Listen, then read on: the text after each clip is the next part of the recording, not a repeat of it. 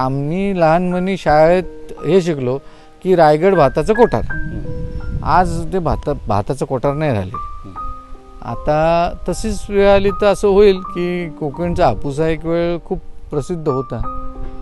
कदाचित काही वर्षानंतर जर ही चालनास्ता असेल तर हापूससुद्धा नामशेष व्हायला वेळ लागणार नाही. या सरकारने आतापर्यंत ज्या काही मदत योजना जाहीर केल्या त्याच्यामध्ये अटी शर्ती असे टाकून सर्वसामान्य शेतकऱ्यांना ह्याच्यापासून वंचित ठेवलेलं आहे.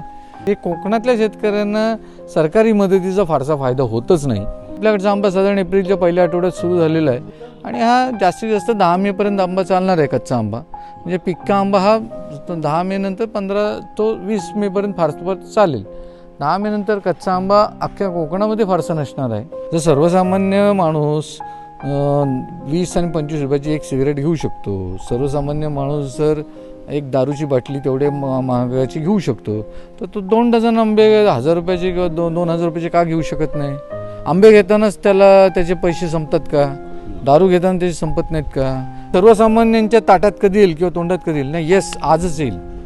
त्यांनी 2 पैसे जास्त मोजायची तयारी ठेवा. तुम्ही पिझ्झासाठी पैसे मोजताय ना, तुम्ही दारूसाठी पैसे मोजताय ना, तुम्ही सिगरेटसाठी पैसे मोजताय ना, तुम्ही एखाद्या टूरसाठी पैसे मोजताय किंवा एखाद्या ह्याच्यासाठी पैसे मोजताय, तर येस, आंबे घेण्यासाठी पण तुम्ही थोडेसे जास्त पैसे यावर्षी मोजा. ती तुमची डायरेक्टली शेतकऱ्याला मदत असेल. शेतकऱ्यांनी पिकवलेलाच माल विकत घेताना आपल्याला महागाई का आठवावी? शेतकऱ्यांनी कधी श्रीमंत होऊच नाही का? शेतकऱ्यांनी 2 पैसे कमवूच नाही का? फळांचा राजा म्हणून हापूसची जगविख्यात ओळख आहे आणि विशेषतः जर आंबा खायचा असेल तर तो रायगड आणि कोकणातलाच खावा, कारण त्यांची चव आणि त्याचा एकूणच सुगंध जो आहे तो 7 समुद्रापार त्या ठिकाणी आपल्याला पाहायला मिळतो गेल्याचं. आणि रायगड जिल्ह्यामध्ये आंबा बागायतीमध्ये ज्यांचं नाव आहे, ज्यांचं संपूर्ण कामकाज आंबा बागायतीमध्ये खूप मोठं आहे, कारोबार मोठा आहे, असे आंबा बागायतदार डॉक्टर संदेश पाटील, जे अलिबाग तालुक्यातील कार्लेखिंडी नजीकच्या जांभूळपाडा या गावामध्ये त्यांची बाग आहे. त्यांच्या बागेमध्ये आपण स्वतः आलेलो आहोत आणि संपूर्णतः त्यांची पाहणी, आपण आंबे कशा पद्धतीचे लागलेले आहेत किंवा एकूणच कामकाज कसं चाललेलं आहे ते आपण पाहतोय. सर, काय सांगाल, यावर्षीचा सीझन कसा आहे? यावर्षीचा सीझन खूप कमी आहे. यावर्षी उत्पादन खूपच कमी आहे. जर रायगड जिल्ह्याचा विचार केला तर 15 ते 20% जेमतेम उत्पादन असेल. संपूर्ण कोकणाचा विचार केला तर 25 ते 30% उत्पादन असेल. हे 30% मी बोलतो, हे कदाचित नसेल, 25%पर्यंतच असेल, पण आपण असं गृहीत धरू शकतो 25-30%च्या मध्ये किती. आणि यावर्षी एक तर उत्पादन म्हणजे आंबा उशिरा सुरू झाला आहे, मार्च अखेरीला सुरू झालं आहे. साधारण मार्चच्या पहिल्या आठवड्यात बऱ्यापैकी आवक सुरू होते सिंधुदुर्गमधली, देवगडमधली, पण यावर्षी तशी ती आवड सुरू झाली नाही. आणि आपल्याकडचा आंबा साधारण एप्रिलच्या पहिल्या आठवड्यात सुरू झालेला आहे आणि हा जास्तीत जास्त 10 मेपर्यंत आंबा चालणार आहे. कच्चा आंबा म्हणजे पिक्का आंबा हा 10 मे नंतर 15 तो 20 मेपर्यंत फार चालेल. 10 मे नंतर कच्चा आंबा अख्ख्या कोकणामध्ये फारसा नसणार आहे. त्याच्यामुळं यावर्षी उत्पादन खूपच कमी आहे. सर, आंबा बागायत आपण कधी सुरू केली आणि कशा पद्धतीचं आता व्यवस्थापन आहे? काय आव्हानं आहेत आंबा बागायतदार शेतकऱ्यांपुढं आणि एकूणच कोकणातल्या शेतकऱ्यांपुढं, बागायतदारांपुढं काय आव्हानं आहेत जी तुम्हाला पेलता नाकी नव्हेत? मुळात मी शेती ही बागायत जी आहे ती 2000 सालापासून सुरू केली. आता 26 वर्ष झाली. मी स्वतः डॉक्टर आहे, पण मी सुरुवातीला पार्ट टाईम डॉक्टर आणि फुल टाईम शेतकरी, आणि आता ऑलमोस्ट मी मेडिकल प्रॅक्टिस बंदच केलेली आहे. आता मी फुल टाईम फार्मरच आहे. तर चॅलेंजेस अनेक आहेत. त्यातलं सगळ्यात मोठं चॅलेंज आपल्या कोकणातलं भौगोलिक स्थिती. आपल्याकडच्या जागा हे उंच सकल आहेत, त्याच्यामुळे आपल्या इकडे मेकनायझेशन, शेतीमध्ये जे मेकनायझेशन असतं की यांत्रिकीकरण असतं ते खूप कठीण आहे. आणि आपल्याकडच्या भागाला सुटेबल अशा यांत्रिकीकरणाची योजनासुद्धा सरकारकडून नसतात. त्याच्यानंतर आत्ता हळूहळू आपल्याकडं जे काय प्रॉब्लेम येतात ते कीटकांची प्रतिकारशक्ती वाढल्यामुळं जी औषधांची उपयुक्तता आपल्याला फारशी दिसून येत नाही. आणि नवीन औषधांचं बाजारामध्ये एखादा नवीन संशोधित झालेलं बाजारात केमिकल आलं आहे किंवा औषध आलं आहे की ज्याच्यामुळं कीटक आपण चांगल्या प्रकारे नियंत्रित करू शकू 20-25 दिवस एखादे फवारणी केल्यानंतर, असं होत नाही. त्याच्यामुळं आता परिस्थिती अशी झालेली आहे की त्या कीटकांचं नियंत्रण करण्यासाठी जुनीच औषधं जादा डोसनी मारावी लागतात. त्याच्यामुळं त्याची किंमत वाढते आणि त्याचे दुष्परिणामही वाढतात. तर त्याच्यामुळं आत्ता परिस्थिती अशी झालेली आहे की गेले काही 4-5 वर्ष वांज मोहराचा प्रॉब्लेम सगळ्यांना यायला लागला आहे. आणि वांज मोहराचा प्रॉब्लेम येण्याचं कारण तेही असू शकेल की आपला कीटकनाशकांचा अमर्यादित वापर सुरू झालेला आहे, त्याच्यामुळं हाही प्रॉब्लेम येत असेल. आणि ह्या सगळ्या ह्याच्यामध्ये उत्पादन जी किंमत आहे, उत्पादनाचा खर्च आहे, तो खर्च वाढलेला आहे. आणि जेव्हा उत्पादन खर्च वाढतो तेव्हा आपल्या नफ्याचं प्रमाण कमी होतं. आणि त्यात गेले 4 वर्ष उत्पादनात एवढी घट दिसून आलेली आहे, म्हणजे 23, 24, 25, 26 हा ओव्हरऑल कमी जास्त प्रमाणात उत्पादन खूपच कमी राहिलेलं आहे. आणि त्याच्यामुळं आंबा शेतकरी तसा अडचणीत आहे. नंतर आता ह्या आमच्या यांत्रिकीकरण कमी असल्यामुळं आम्हाला मजुरांची आवश्यकता असते, आणि मजुरांची शॉर्टेज ही ॲग्रिकल्चर सेक्टरला आहेच, बांधकाम सेक्टरला सुद्धा आहे, त्याच्यामुळे ती अडचण आहे. आंब्याची गुणवत्ता सर कशी टिकवता येते आणि एकूणच हवामानाचा परिणाम जो होतो त्यामुळं आंबा बागायतदाराचं कंबरडं मोडतं. सातत्यानं आंबा बागायतदार सरकार दरबारी देखील त्या ठिकाणी मदतीची अपेक्षा करतो. काय मिळते मदत सरकारकडून? सरकारकडून मदत आता त्यांनी जाहीर केलं, पण अजून जी आर तरी निघालेला नाही. आणि जी आर वगैरे निघेल त्याला आपल्याला कळेल. माहीत नाही म्हणजे मदत मिळेलच नाही मिळेल, कारण या सरकारने आतापर्यंत ज्या काही मदत योजना जाहीर केल्या त्याच्यामध्ये अटी शर्ती असे टाकून सर्वसामान्य शेतकऱ्यांना ह्याच्यापासून वंचित ठेवलेलं आहे. हे कोकणातल्या शेतकऱ्यांना सरकारी मदतीचा फारसा फायदा होतच नाही. गेल्या वर्षीच्या विम्याचे पैसेसुद्धा अनेक शेतकऱ्यांना फार उशिरा मिळाले, काहींना मिळालेसुद्धा नाही. त्याच्यामुळं सरकार किती मदत करणार आहे आंबा बागायतदारांना, आंबा शेतकऱ्यांना, याच्याबद्दल मी स्वतः साशंक आहे.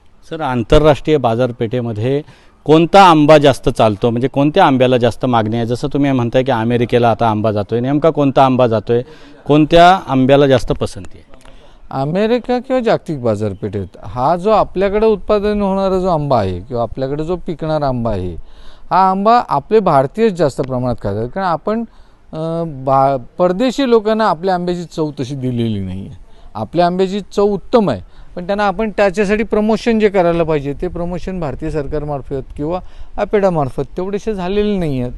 आणि दुर्दैवानं त्यांचे जे काही ॲग्रिकल्चर मँगो एक्झिबिशन्स वगैरे जे असतात ते फेब्रुवारीमध्ये वगैरे असतात युरोपियन कंट्रीजमध्ये, आणि फेब्रुवारीमध्ये आपल्याकडे फारसे आंबे नसतात, आणि असले तरी त्या आंब्याला तशी गोडी नसते. तर आपण सुद्धा आपल्या सरकारने आपल्या आंब्याचं ब्रँडिंग करण्यासाठी किंवा प्रमोशन करण्यासाठी एप्रिल मे महिन्यात वेगवेगळ्या देशांमध्ये आपल्या सरकारने आपले वेगवेगळ्या जातींचे आंब्यांचं प्रदर्शन ठेवायला पाहिजे. ते तिथल्या लोकांना टेस्ट द्यायला पाहिजे. आत्ता सध्या असं आहे की आपल्या आंब्याचे जे ग्राहक आहेत ते भारतीयच आहेत किंवा भारतीय उपखंडातील लोक आहेत, म्हणजे भारत, श्रीलंका, पाकिस्तान, बांगलादेश हेच लोक जिथं असतात तिथे तो आपला आंबा खातात. तसं आंब्याचं जर तुम्ही मागणी म्हणलं तर आपल्याकडं सगळ्यात जास्त मागणी हापूस आणि त्याच्या खालोखाल केशरला आहे. पण बैंगनपल्ली, चौसा ह्यासुद्धा व्हरायटी बाहेरच्या देशात बऱ्यापैकी मागितल्या जातात. तसंच राजापुरी हा लोणच्यासाठी पण बाहेरच्या देशामध्ये बऱ्यापैकी जातो. सर, आपल्या बोलण्यामधून असं वारंवार येतं की आपला आंबा जो आहे, कोकणचा हापूस जो आहे, त्या हापूसच्या आंब्यावर अतिक्रमण होतं आणि एकूणच बनावट पद्धतीचा आंबा देखील बाजारात येतो. ग्राहकांची जी फसवणूक आहे ती टाळणं देखील आपण खऱ्या उत्पादक आंब्याचे जर म्हटलं तर तुम्ही काय आव्हान कराल की ग्राहकांना की तुमची फसवणूक होणार नाही, त्यासाठी काय काळजी आणि खबरदारी घ्यावी लागणार? नाही, आता तुम्ही रस्त्यावर जे काही स्टॉल्स पाहाल, म्हणजे आपल्या रस्त्यावर अलिबागपासून मुंबईपर्यंत रस्त्यावर हजारो स्टॉल दिसतील. त्या सगळ्या स्टॉलमध्ये तुम्ही पाहिलात तर तिथे कुठेही तुम्हाला ओरिजिनल किंवा खरा हापूस मिळणार नाही. त्या सगळीकडे तुम्हाला कर्नाटकचा भेसळ केलेला आंबा उपलब्ध मिळेल. त्या आंब्याला सुगंध नसतो, त्या आंब्याला चव नसते, त्या आंब्याला गोडी नसते, फक्त दिसायला तो आपल्या आंब्यासारखा दिसतो म्हणून तो आंबा आपल्या आंब्यामध्ये मिक्स करून किंवा आपल्या आंब्याच्या हापूसच्या नावावर तो विकला जातो.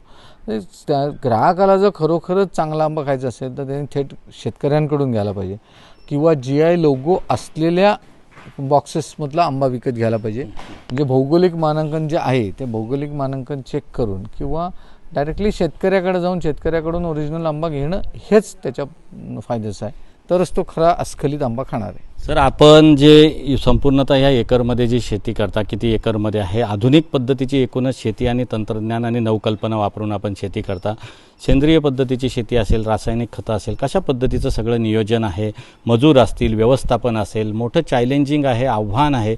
जितकी जास्त झाडं त्यांची जास्त काळजी, निगा, पोटच्या मुलाप्रमाणे तुम्ही ह्या प्रत्येक झाडाची काळजी घेता. एकूणच कसं आहे, त्रास काय आहे याच्यामध्ये आणि कशा पद्धतीचा आनंद आहे?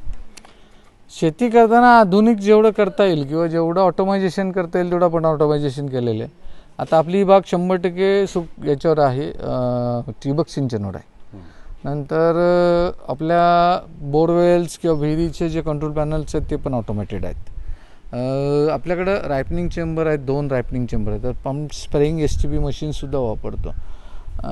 बागेचं बाकी आता आपण आधुनिक यंत्रणा जेवढी शक्य आहे तेवढी वापरतो. पण आपल्या कोकणातल्या टोपोग्राफीचा किंवा भौगोलिक याचा जर विचार केला तर आपल्याकडे उंच सकल असल्यामुळं आपल्याला संपूर्ण यांत्रिकीकरण तर करता येत नाही. त्याच्यामुळं आपल्याला हे मॅनेजमेंट करणं तसं कठीण असतं आणि आपल्याला त्याच्यामुळे मजुरांची गरज पण असते. मजूर नसले तर मग अडचणी निर्माण होऊ शकतात. आणि सगळ्यात जास्त मजूर हा कायम आपल्याला आंबा काढताना लागतो. आंबा काढताना आणि आंबा म्हणजे त्या वेळेला सगळ्यात जास्त लागतो. बाकी आणि तीच नेमकी अडचण निर्माण होते की त्या शॉर्ट पिरियडसाठी आपल्याकडं माणसं उपलब्ध होत नाहीत आणि मग अडचणी निर्माण होतात. कोकणातल्या शेतकऱ्याला ताकद देण्यासाठी, विशेषतः आंबा बागायतदाराला ताकद देण्यासाठी सरकारने काय नवनवीन उपाययोजना केल्या पाहिजे किंवा काय आर्थिक मदत केली पाहिजे? कशा पद्धतीनं तुमच्या अपेक्षा आहेत सरकारकडून? बेसिकली सरकारनं संशोधन वाढवलं पाहिजे.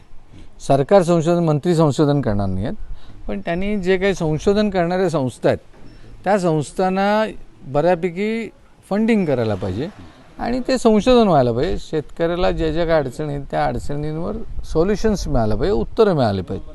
आमच्याकडे असे अनेक प्रश्न आहेत ते गेले 10-12 वर्ष अनुत्तरितच आहेत.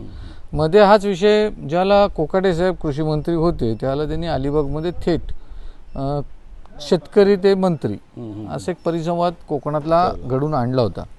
त्या वेळेला सुद्धा मी मंत्री साहेबांच्या समोर ही व्यथा मांडली होती की जो काही रिसर्च होतोय त्याचं एक्सटेन्शन होत नाही किंवा विस्तारीकरण होत नाही किंवा त्याची माहिती शेतकऱ्यांना मिळत नाही किंवा शेतकऱ्यांना जर इन्व्हॉल्व करून घेतलं त्या रिसर्चमध्ये तर ते जास्त लवकर रिसर्चच्या कन्क्लुजन्स आपल्याला येतील.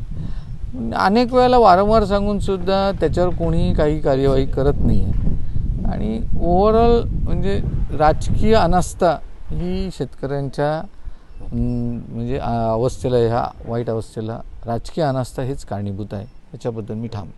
कोकणात किती लाख शेतकरी असतील साधारणतः अंदाजे आकडा जर बघितला तर, आणि तेवढ्यासमोर त्या शेतकऱ्यांपुढे जी आव्हानं उभी राहतात, आज सर्व शेतकऱ्यांना असेल, आपण अनेक वर्षापासून आंबा बागायतीमध्ये आहात आणि यशस्वी आंबा बागायतदार म्हणून आपलं नाव सातत्यानं महाराष्ट्रामध्ये चर्चेत आहे. काय सांगाल, नवोदित आंबा बागायतदार असतील किंवा जुने आंबा बागायतदार असतील यांच्यासाठी तुमचा सल्ला काय असणार आहे? कोकणामध्ये साधारण 2 lakh hectare, 2 lakh hectare, acre नव्हे, हेक्टरवर आंबा लागवड आहे. म्हणजे आपण जर सरासरी बघितलं 2 लाख शेतकरी नक्की असतील. त्यातले छोटे मोठे असं किंवा मध्यम असे विचार केला तर 2 लाख असतील. काही स्वतः करणारे आहेत, काही कॉन्ट्रॅक्ट फार्मिंगला देणारे आहेत. सगळ्यांचा जर विचार केला तर जर योग्य मार्गदर्शन मिळालं आणि त्याच्यामधून जर प्रॉफिटेबिलिटी म्हणजे त्याच्यामध्ये फायदा जर दिसू लागला तर शेतकरी नक्की ती शेती करतील. आता जसं आपल्याकडं झालं की एक काळ होता की रायगड भाताचं कोठार होतं. आज रायगडमध्ये लोकांना खायला तांदूळ बाहेरच्या ठिकाणून येतोय, हे वास्तव आहे. म्हणजे आम्ही लहानपणी शाळेत हे शिकलो की रायगड भाताचं कोठार. आज ते भाताचं कोठार नाही राहिले. आता तशीच वेळ आली तर असं होईल की कोकणचा हापूस हा एक वेळ खूप प्रसिद्ध होता. कदाचित काही वर्षानंतर जर हीच अनास्था असेल तर हापूससुद्धा नामशेष व्हायला वेळ लागणार नाही. बाजारामध्ये ज्या पद्धतीचे हापूसचे आंबे या ठिकाणी आले पाहिजे आणि सर्वसामान्यांना देखील खाता आले पाहिजे, गोरगरिबांना खाता आले पाहिजे, अशी वेळ कधी येईल? ती तारीख काय असेल किंवा कधीपासून हा काळ सुरू होईल की सर्वसामान्यांना परवडतील असे आंबे? नाही, सर्वसामान्यांना का परवडत नाहीत आत्ता आंबे? जर सर्वसामान्य माणूस 20 आणि 25 रुपयाची एक सिगरेट घेऊ शकतो, सर्वसामान्य माणूस जर एक दारूची बाटली तेवढे महागाची घेऊ शकतो, तर तो 2 डझन आंबे 1000 रुपयाचे किंवा 2000 रुपयाचे का घेऊ शकत नाही? आंबे घेतानाच त्याचे पैसे संपतात का? दारू घेताना त्याचे संपत नाहीत का? किंवा तंबाखूचे प्रॉडक्ट घेताना त्याचे संपत नाहीत का? आणि यावर्षी तर प्रत्येकाने असा विचार केला पाहिजे की यावर्षी आंबा शेतकरी अडचणीत आहे. तर त्याच्यामुळं आंबा शेतकऱ्याला मदत म्हणून प्रत्येकाने आंबा चाखलाच पाहिजे आणि 2 पैसे जास्त मोजून तो चाखला पाहिजे. मी आम्हाला स्वस्त झाल्यावरच आम्ही खाऊ असं काय? असं आंबा नाही खाला तर कोण मरणार नाही आहे. पण तुम्ही जर 2 डझन आंबे खाल्ले तर त्या शेतकऱ्याला 2 पैसे जास्त मिळतील आणि तो शेतकरी उभा राहील, तो जगेल. तुम्ही जरी मेला नाही तर तो शेतकरी जगेल. आपण खर्च करताना, दारू खर्च घेताना किंवा गाडी फिरवताना किंवा असं करताना खर्च, त्यावेळेला आपल्याला ते शेतकऱ्यांनी पिकवलेलाच माल विकत घेताना आपल्याला महागाई का आठवावी? शेतकऱ्यांनी कधी श्रीमंत होऊच नाही का? शेतकऱ्यांनी 2 पैसे कमवूच नाही का? त्याच्यामुळं ही मानसिकता बदलायला पाहिजे जनतेने, सगळ्यांनीच, की शेतकऱ्याचा माल विकत घेताना आपण बार्गेनसुद्धा नाही करायला पाहिजे आणि शेतकऱ्याला त्यातून 2 पैसे. आणि आता असं होत जाणार की हळूहळू शेती कमी होत जाणार आहे, होत चालली आहे. त्याचं कारणच असं आहे की शेतकऱ्याला परवडत नाही आहे, त्याच्यामुळे तो करत नाही आहे.